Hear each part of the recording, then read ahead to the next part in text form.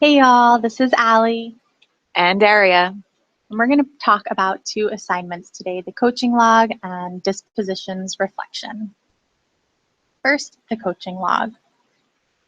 Over the course of this year, you're going to be learning a ton, and the coaching log is designed to help you keep track of your growth and development while maintaining a consistent standard of coaching support for the year. The log is to help you capture lessons learned throughout the year and the impact that those lessons will have with your students. The coaching log is due December 11th and will be graded by your MTLD. It's a scale score of 200 points. So what you'll log is any coaching interaction that happens over the course of the year. And a coaching interaction can be anything that's 30 minutes or more with a staff member of Teach for America that's outside of any already scheduled professional developments. At least two of the five this semester will be observation cycles, which includes sending lesson materials to your MTLD before the observation, having the observation, and then sending a lesson reflection before your debrief with your MTLD. The other 3+ can be any interaction. So it might be sitting down with your MTLD to plan. It might be analyzing some data from a recent assessment. It might be work time or office hours with your instructional mentor, or finding an excellent class to visit and debriefing with your coach. Hey, Allie, can I ask you a question? Please do. Will MTLDs tell core members when their required observations are? Great question. No. Core members are able to request and sign up on MTLD calendars for their observations over the course of the year. Awesome, thank you. You're welcome. All right, let's take a look at what the assignment looks like. So here's the coaching log. You'll enter your information at the top. You have the purpose. And then again, remember that the observations that your MTLD does are non-evaluative. And so you'll enter your Danielson scores here from your administrator's observation. And then here are some instructions, some reminders about what qualifies as a coaching interaction and some examples of what they could be. Here's a link to your lesson reflection. And then here's where you actually log the interaction. So go ahead and pause your screen and take a read through this example. And if I were grading this on the rubric, I know we haven't looked at it yet, but where would this hit on the rubric? This would be a meets expectations example. Okay. Awesome. So for the observation and debrief coaching interactions, again, at least two of the 5. This is what the lesson reflection form looks like that you'll send your MTLD after your observation, but before you meet to debrief.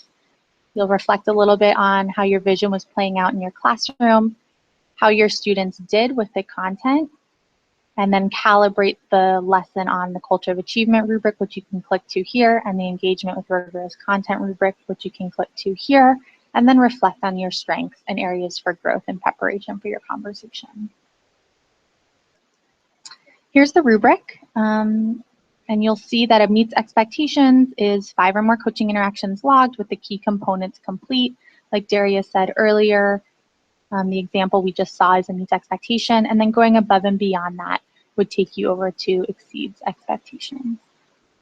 So again, coaching log to keep track of at least 5 coaching interactions this semester, 2 of which will be an observation cycle. Awesome. Thanks, Allie. That was so helpful. Now we're going to take a look at the dispositions reflection. And what this is really focused on is our work as professionals. So for many of us, this is our first time in a professional career. For others, it's our first time working in education or just working at a new school. And so what the dispositions reflection allows us to do is think about how are we working as professionals, how are we collaborating, how are we reflecting on our identities and how that impacts our work. And so these dispositions really do span a range of skills and mindsets. So the process that you'll go through is during the second quarter, you'll complete the dispositions reflection. And we say the second quarter just because that's when you'll have enough evidence to support your reflections. And then you'll either schedule a debrief with your MTLD, or you can debrief this reflection during an existing meeting to align on scores. So basically what will happen is that you will both calibrate scores. You'll do a self-assessment, and your MTLD will do the same, thinking about your professional work, and then you'll come together to align on scores.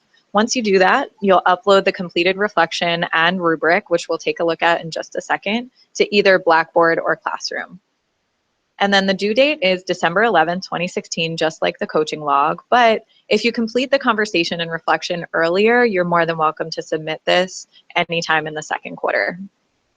The grader who's entering grades is technically the MTLD, but like I said earlier, you'll be collaborating with your MTLD to settle on the final scores.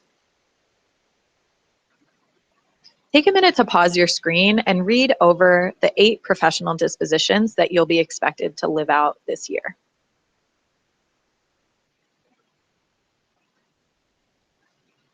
Now let's take a look at the reflection document.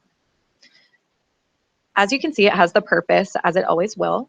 And then we have more specific directions that I just walked through a second ago.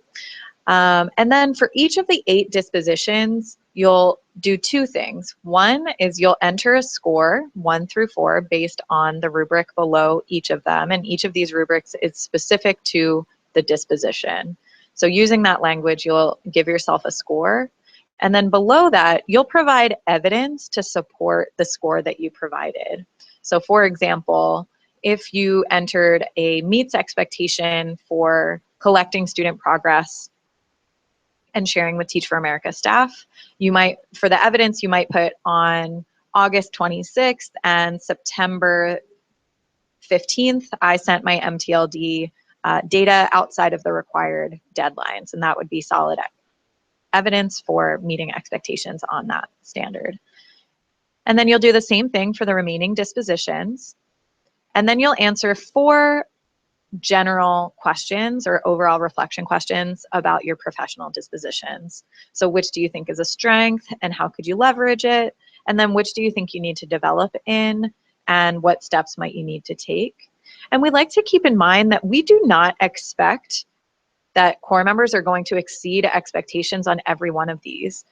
This rubric represents a fairly high bar for professional dispositions, and something in many ways that is aspirational. So we do expect that most core members will be able to meet expectations for most of the dispositions, but exceeds expectations truly means exceeds. So keep that in mind as you're doing your calibrations. And so like I said, you'll do the initial reflection, which we just took a look at here. And then on the rubric, this is the document that your MTLD is going to bring to your debrief conversation. So after you've completed your assessment, you're meeting with your MTLD, and they've brought their calibrations to the conversation, which you'll see here when it's completed by the MTLD.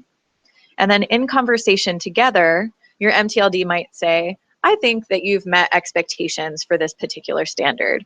And you might say, actually, I don't think I've been doing as well. I gave myself a 2 for that. And so using the evidence from both of you, you'll agree upon a score because you each might have different evidence to bring to the table.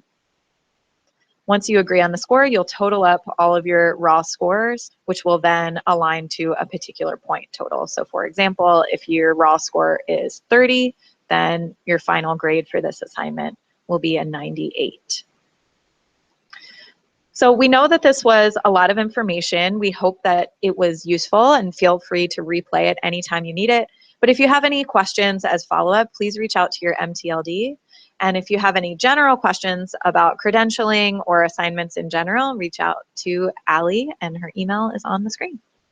Thanks so much. Thanks all.